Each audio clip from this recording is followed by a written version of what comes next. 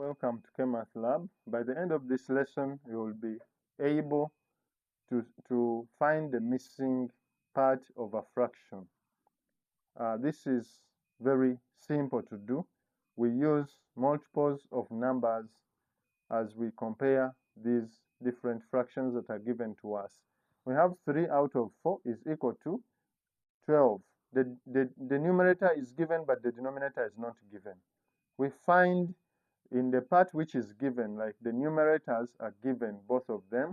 So we find the relationship between these numerators, 3 and 12. That is, what number have they multiplied to get with 3 to get 12? And that number is 4. So we will multiply. 3 times 4 is equal to 12. So we'll take 4 times 4. We get the missing fraction, which will be 16. That is the missing number. So our fraction is 12 out of 16, which is equivalent to 3 over 4. Let's take another example too.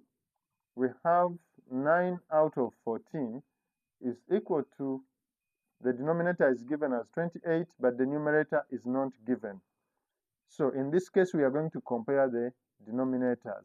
We have 14 and 28. So which number is multiplied times 14 to get 28? That is 14 times 2.